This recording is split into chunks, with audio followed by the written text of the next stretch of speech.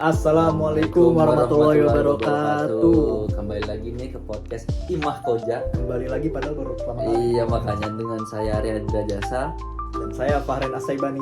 Oke. NPM-nya dulu dong. NPM 2406424322. Kalau saya 2406347872. Nah, hari ini kami akan membahas tentang komunikasi karyawan. Nah, apa tuh komunikasi karyawan, Re? Komunikasi karyawan ya.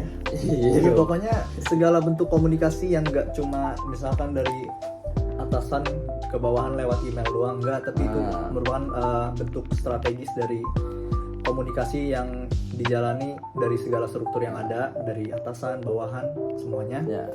untuk mendapatkan pemahaman dan segala brief yang baik. Ya, itu definisinya. Secara definisi, syarat bakunya. Pokoknya ini tuh sistem internal, fungsi internal untuk menghubungkan antara karyawan, manajer, Ya. sampai petinggi. Mungkin kalau di organisasi staff, BPH, PI. Nah, gitu. gunanya adalah memastikan seluruh operasional berjalan dengan lancar dari hasil visi dan misi Nah, itu masing-masing dia. perusahaan. Jadi di Ya. tahap perencanaan nih lancar lah kalau komunikasi internalnya betul, oke, betul. komunikasi karyawannya oke. Gitu. Jadi ada 3 bentuk nih komunikasi karyawan. Apa aja, Ren? Oke, yang pertama komunikasi manajerial, yaitu komunikasi antara antara atasan dan bawahan. Ya. Atasan dan bawahan dulu nih. Ya, jadi Nah. istilah katanya Apa tuh? briefing lah. Ya, Briefing dari manajer ke staff gitu.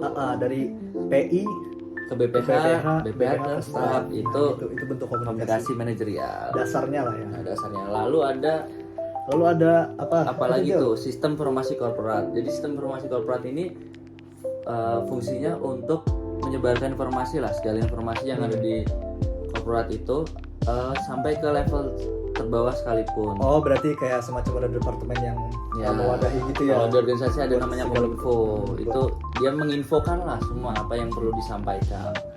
Gitu. Jadi segala bentuk komunikasi itu larinya ke dia gitu. Iya, larinya ke dia, distribusinya ke dia. Terus yang terakhir itu adalah bentuk komunikasi top down sama bottom up. Top Gitu. down. Top down apaan tuh, Ren? Ya, intinya top down dan bottom up itu adalah top down itu dari atas ke bawah, bottom up dari bawah ke atas. Maksudnya apa sih? Apa tuh jauh? Kalau top down itu dari level tinggi nih, misal CEO atau ketua pelaksana di organisasi, dia menginformasikan berkomunikasinya turun. Dia Turun. Kalau top down tuh lebih ke dia memerintah ke yang ada di bawahnya, di posisi yang ada di bawahnya, tangan kanannya Oke, gitu. berarti top down. Oh ya, gitu ya, berarti dari Ya, atasan ke bawahan aja gitu. intinya gitu ya. Pokoknya dari struktur nih, dari atas ke bawah gitu. Nah, ada juga yang menyertai nih bottom up dari bawah ke atas. Nah, maksudnya di sini tuh karyawan juga punya ruang gitu untuk melakukan komunikasi, Ya, ngasih memang saran aspirasi atau lah. iya Gitu. betul, ngasih aspirasi. Aspirasi. Nah, tapi sayangnya masih banyak nih.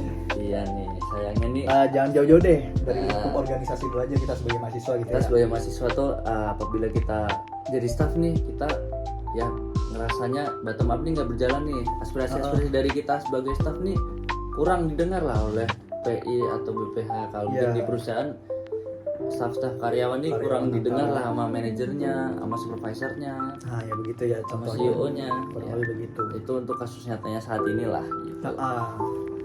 Nah, kenapa sih kedua top down dan bottom up itu harus berkesinambungan supaya apa jauh? Nah, supaya operasional ini berjalan dengan lancar. Karena secara nggak langsung operasional berjalan lancar, maka kita komunikasi terhadap eksternalnya juga akan Nah pasti itu, bisa jadi sebelum berjalan komunikasi dengan internal baik, gitu ya. bagus nih, internal harus dibenerin dulu nih, harus disolitin dulu lah. Istilah kata benar. sekarang solitin, gitu.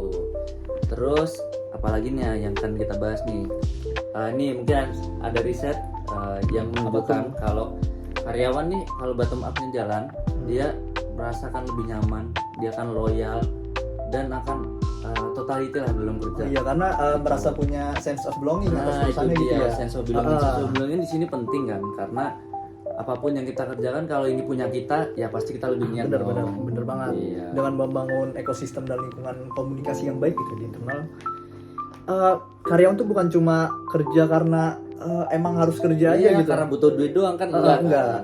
Tapi karena Ingin merasa berkarya. ada bagian gitu yang harus Nah, dikerjain gitu. dia jadi bagian dari project atau bagian dari ya perusahaan itulah. Ya, buat Ya. suatu hal yang besar dari Ya. perusahaan itu. Dia dianggap nih Karena dia dianggap itu ya. oleh perusahaannya Betul, gitu. Terus mungkin apa yang kita alamin sendiri lah. Hmm. Misal yang aku alamin di kepanitiaan, mungkin ada yang tahu, mungkin kepanitiaan Perection.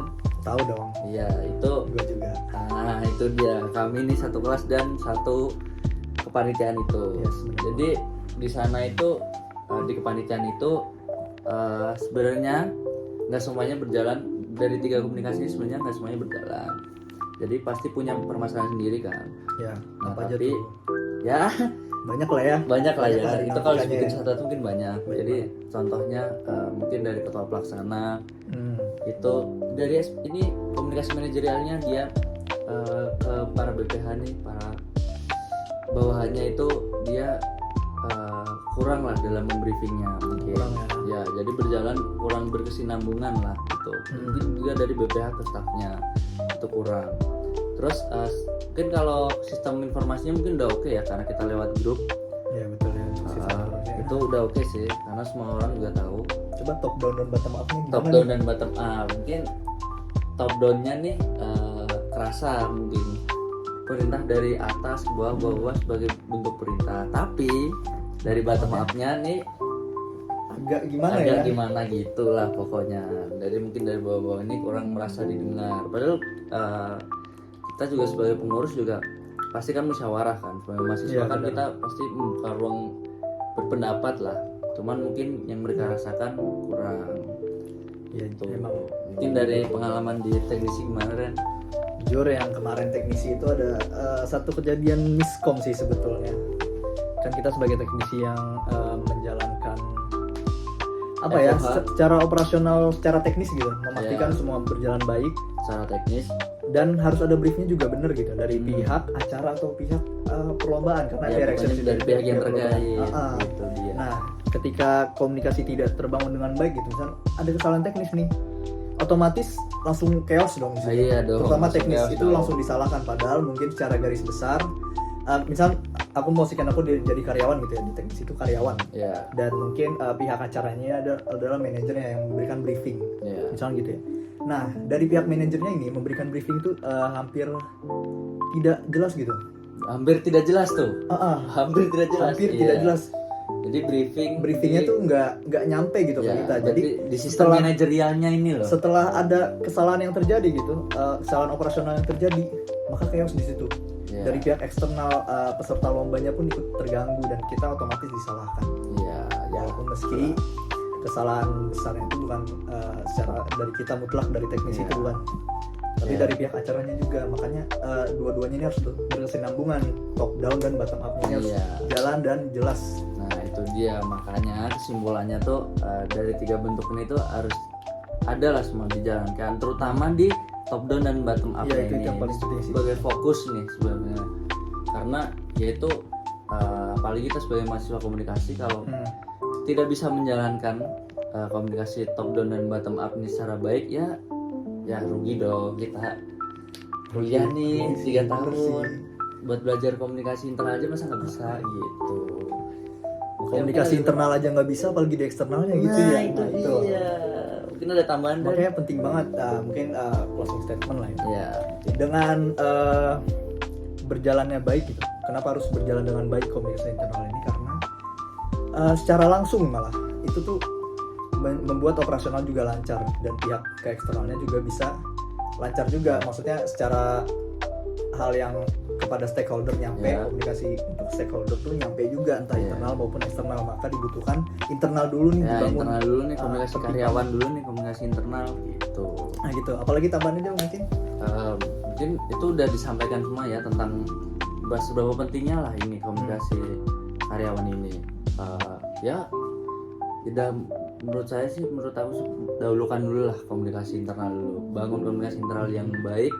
Jadi kalian sebelum keluar nih, sebelum ke eksternal, di dalam udah baik gitu. Nah ya. Oke, mungkin sekian dari kami. Assalamualaikum warahmatullahi wabarakatuh. Warahmatullahi wabarakatuh. Terima kasih.